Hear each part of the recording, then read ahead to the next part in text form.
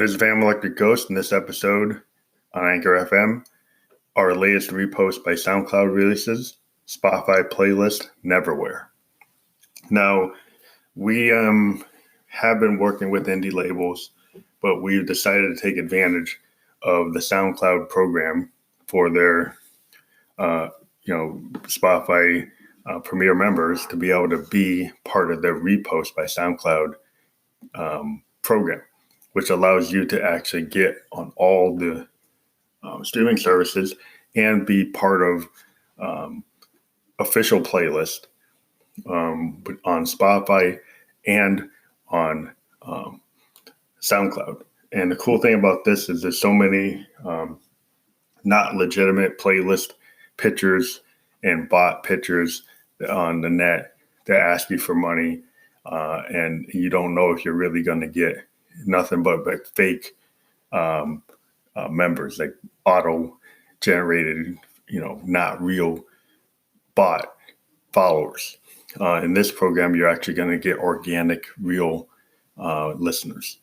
So we decided we like the transparency, we like the control over our music and owning the rights to our music and be able to see where it goes and accurately assess the what's going on and actually get a good accounting. So we felt that this was a better way as an indie artist to go.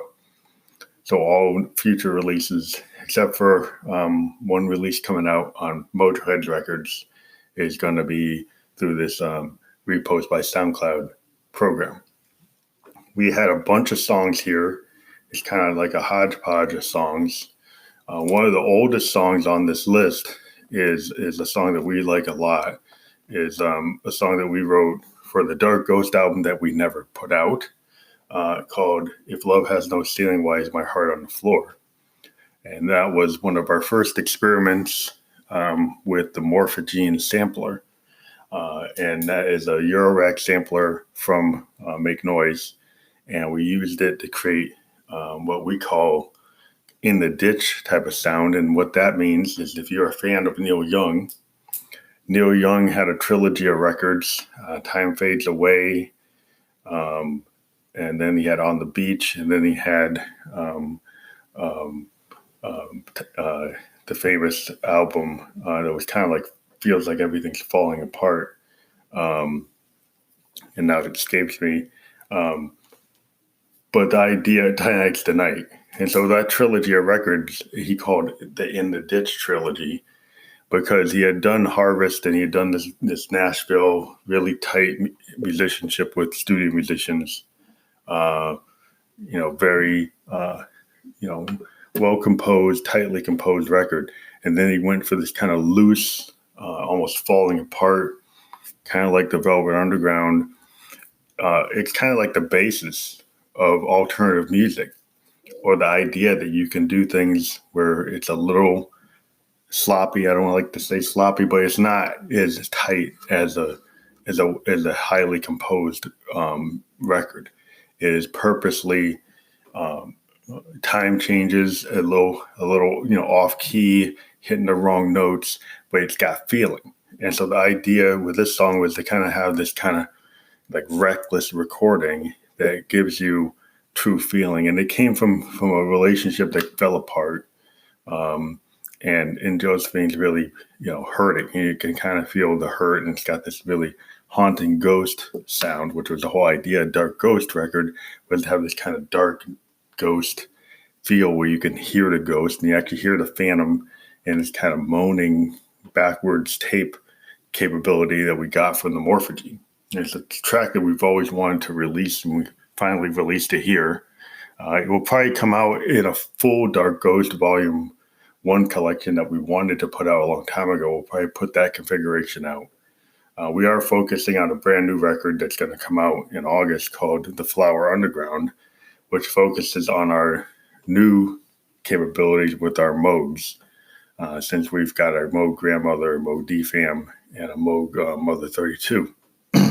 So that's where that song comes from. And then the song NeverWHERE is an experimentation on the Grandmother that we were able to play with the ability on the Grandmother to do almost like ARP 2600 type of modulation. You can do a lot of cool things with the envelope generator, and you can do a lot of the cool things with the ability to do what's really cool is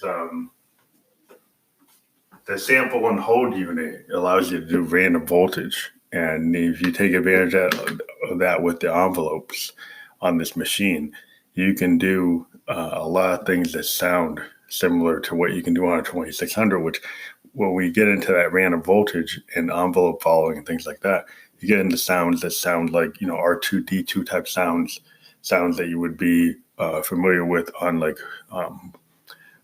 Who's Next, Barbara O'Reilly, or Who Are You? The song Who Are You, where you hear this integral kind of sequencing. And the sequence is not actually a sequence. It's actually using the sample and hold circuit and envelope followers to do a clip, an analog clip. So this song has that analog nature. And then we're also using a kind of phasing in and out of using the MX1 performance mixer to do what that machine can do is actual effect sequencing. There are 16 steps on this mixer that allow you to apply a different effect to every step. And we basically use that to get the phantom's voice to kind of phase in and out, on top of the fact that we're using the sample and hold on the grandmother. And we get this kind of really interesting sound. It's got some West Coast nature to it because we're able to do some FM synthesis on this machine. And we get some very nice plucking and kind of string type sounds that are very interesting on this song. We really appreciate it. Then the song Peach Blonde Miniskirt Bare Midriff Blues was just a romp that Josephine is then again talking about the same verse, and that's from the song If Love Has No Ceiling. She's kind of focusing on her miniskirt, her peach miniskirt with the bare midriff overtones, and she's just getting totally caught up in the sensuality of this partner, and the kind of pining and wanting for this woman, and she's just enthralled with her, but she knows she can't have her, and it's this typical thing that Josephine gets into, where she writes a song about her love interest, and it's another song about one of her lovers and a love gone bad. Then Broken Hearted Tool continues that theme. It's got similar capabilities within our analog sense, but Lewd Dudes We Like a Lot is another kind of romp with these analog instruments, which we appreciate using our Moogs, because every time we approach them, we find different ways to use them. And since we have these modular gear, sometimes we have, the LFOs from one hardware synth drive another one. We use the sampler to drive a rhythm. We use the drum machine, the DFAM, to drive something in the grandmother, or something in the grandmother drives something in the Mother 32. Or even our mass utility module have the LFOs, have used those additional LFOs. We also have a teenage engineering OPZ that we use from time to time to flourish things, and we use that on our songs. So we hope that you can see that there are support buttons for PEG, for Phantom Electric Ghost. You can support us on a monthly basis through Anchor FM. We also have the ability for you to support us through PayPal Me. You can do a one-time donation there. We would encourage everyone who listens to us, that appreciates what we're doing, to think about, like, artists, and musicians. We don't really get paid a lot right now in this time from our current distribution networks. It takes 2 months to 4 months to 6 months to get paid for streams. If you want to help the artist right now in our situation, please feel free to use the PayPal Me link. You can pretty much support us with any amount there. One-time payment is actually very helpful to artists like ourselves. Again, if you appreciate music, we would appreciate you doing that. That would be very helpful. We do interview indie artists for free, and we take the time to do these shows and hope that you appreciate it. We do have 23,000 fans. If we had every fan give us 50 cents or $1, we've been pretty good, So if you think about that, just take the time. If you take the time to listen to an episode, please hit that button. And again, we were looking at a lot of things out there in terms of instruments that we would want coming in the future. And when it all comes down, since we are a producer, that are really maybe not the best bang for the buck, but one of the best synthesizers out there if you're a producer is the Roland Phantom. And the Phantom 7 with 71 key keyboard, it's got analog filters, it's got the Zencore engine, which replicates analog behavioral modeling. It's got a very cool sequencer, the TR sequencer. It's got the ability to do clips. It's got the ability to do full production with your DAW. It's got full polyphony on the RD piano, which means unlimited polyphony and ability to model real pianos. And if you're a producer, the piano is like a guitar. It is your writing tool. And a lot of times we'll put down tracks before we turn them into synth heavy tracks. We'll work something out on a piano on our Roland Juno GI. And the RD piano is far superior than what we have on our Roland Juno GI. You can set the lid, you can tune each note, you can do a lot of really cool things. And so if you're a songwriter, a machine like that is similar to what you could do with the Korg workstations or the Yamaha workstations, but the Roland seems to have an advantage in that it's got a really easy workflow. That's very clear what you're doing. You don't have to dive into a lot of menus. There are menus to dive into, but it's got multiple ways to get to things with sliders and buttons, which Roland has come to their senses since the System 8, and a lot of their synths are becoming knob per function, which is really a good sign. With the sign with the Jupiter X coming back is that knob per function is what people want. The other synth that you would look into that if you really want something that's moving forward is the binaural oscillator of the UDO Super 6. However, the Super 6, I would say if you look at that, you would probably like a Jupiter X, a Super 6, and a Rev 2 are really cool synths for polysynths that have analog capabilities. I think the UDO is forward thinking, and it's got the binaural architecture to be able to have like this 6-voice super synth sounds, like kind of like the Super Saw from Roland. And it's got the structure of a Jupiter, but it's forward thinking because of the binaural nature and then the analog filter system. It does have digital oscillators, but it's FGPA, which is similar to what we get on the Roland analog behavioral modeling or the Zencore, the ability to model sounds to get to things, and wavetable synthesis as well. So I think the UDO, if you already have a workstation, is a good choice to get a cool polysynth. But the other synth that will never do you wrong, since we have a grandmother, if you're really an old school synthesist and you want something super interesting and very powerful, and it'll probably be a classic, something that's going to be worth a lot of money in the future, is the Matriarch, which, we have a grandmother. We weren't able to get the Matriarch. We wanted one. We kind of wanted the spring reverb in the grandmother, which is worth the price of entry. But the digital, the analog delay and the fact that it's a it's not polyphonic, but it's a what do you call it? Poly D. It's not polyphonic, it's paraphonic. It's a paraphonic thing where you can play 4 notes at once, and you have 4 oscillators instead of 3. And actually, the LFO makes you have like 5 oscillators. So it is a beast of a machine. If you can't afford the $7,000, $9,000 one, it is probably one of the best synths Moog's ever made since you had the Voyager. And it's a real beast of a machine. It gives you everything you need as a sound designer.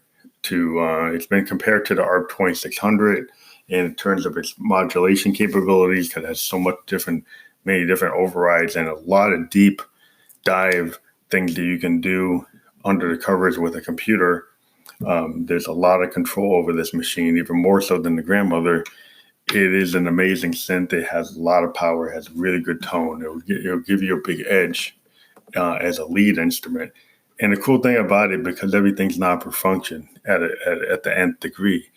And I've used my grandmother. I mean, the grandmother, one of the coolest things I've found in the last couple of months playing the grandmother is that every knob on the machine is like a musical instruments technique. Like you can use like every knob. Then when you're doing a solo, you can use the auto pitch to make modulation that's like bending the pitch wheel.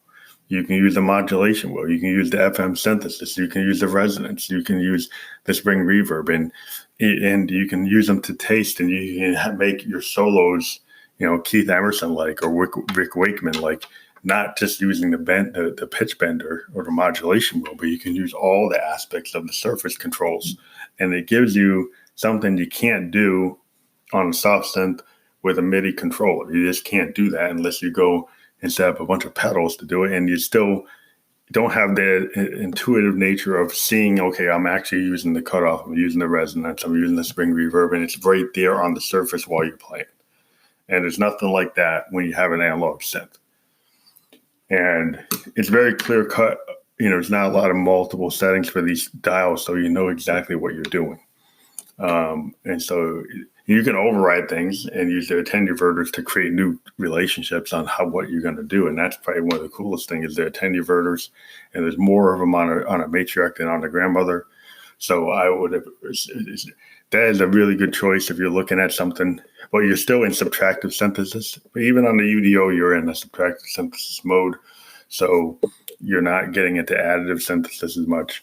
But again, if you're a composer, the Phantom is a great machine, and it's got full integration with DAWs. It sends a full stereo audio, 16 tracks of stereo audio right into your DAW or your recording solution, and that, we would put it right into our Zoom R24, and we could have like 16 tracks go into one track. They're already mixed, and we could then have another 16 tracks of 16 tracks on each one. We actually have 24 tracks, so 16 tracks on one set of stereo tracks. So we could have, 8 times 16. That's how many tracks we could do on our Zoom with a Phantom. And that's probably how we would do it rather than going into a DAW. So we were looking into the DAW, but we really like using the Zoom because we just like the ability to just go in and do what we want and not have to use a grid. We just punch in, punch out. If we're at minute 1.42, just put a placeholder there and boom, go into it and record that way.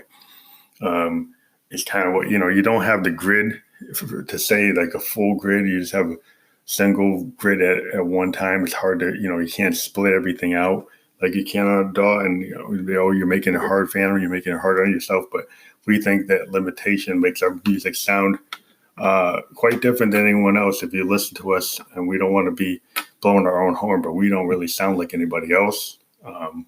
So that if you think about if you want to make a unique sound using certain tools like analog synths, modular synths, and using a hardware workflow and a hardware recording tool rather than a DAW, will make you sound a lot different than anybody else, and actually sound a little more indie, a little more lo-fi. You're trying to get that authenticity. And we've always stressed that we like the punk aesthetic. We love bands like Who's Kado and the Replacements, and we like, the SST version of the Who's Kado, or before the Replacements signed, we like what they used to do on their own record, on their very small indie record label. There's something about, an album like Tim or Let It Be versus, All Shook Down. There's a kind of credibility in that lo-fi setting. If you go back to REM and their IRS records, there's something about Murmur. There's something about The Reckoning that's different than the later day REM records. It has this authenticity. It's got kind of that punk aesthetic. And sometimes that lo-fi recording is honest, and it's something that you want in music. And if we feel, after talking to a lot of the bands we've been talking to, we feel there's a real pent-up need for honesty and realism in music, and not just having perfect tracks. And not to put down all the DJs out there, but when you just construct things in a DAW, and it's kind of, very technical, very robotic, and maybe perfect sounding, but it doesn't sound like Bleach. It doesn't sound like Zen Arcade. It doesn't sound like Nevermind the Bollocks. It doesn't sound like the example we gave of Tonight's the Night. You could never do an album like Tonight's the Night on a DAW. And some people ought to think about that when they're writing music, that if you want to have that kind of realism, you kind of got to go back to tape, or at least use a digital recorder and do things live. And maybe not concentrating on what the computer is telling you on beat correction and pitch correction and scale correction. Go with what your heart tells you rather than what the computer tells you. And that's our little lesson for today. We'll talk to you later. It's Fam Liquid Ghost signing off. Again, please check out the funding options on our program, and we'll talk to you later.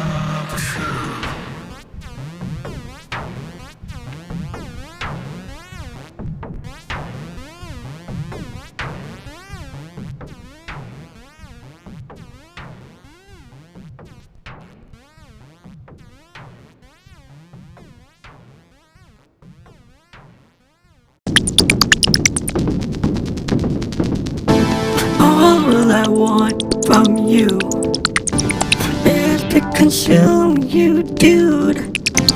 Everything I want from you is a little too lewd.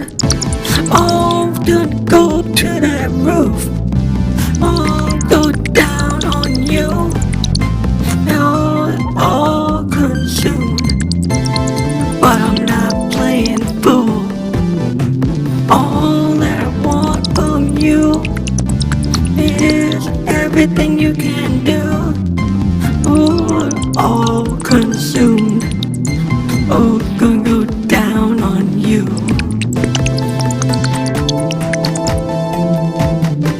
All that I want from you, and more than true. Oh, I wanna go down on you.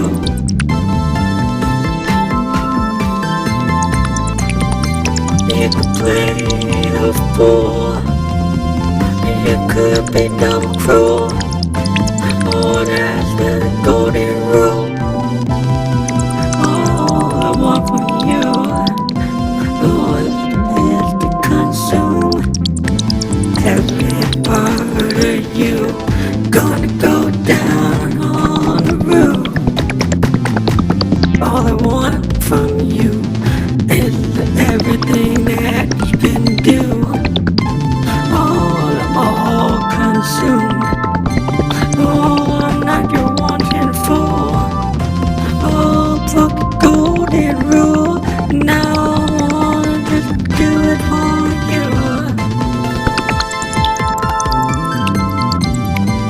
All that I want from you, I'm gonna play it every day for.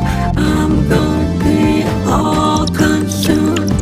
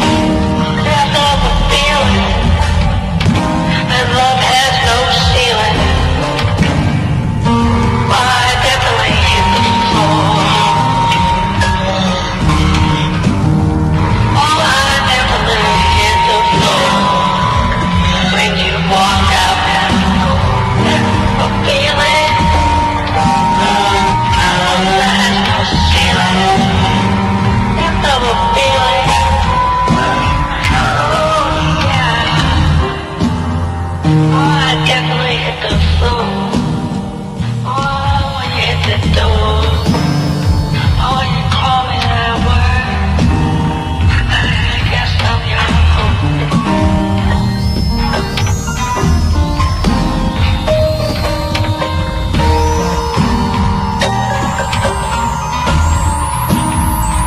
I guess I'm your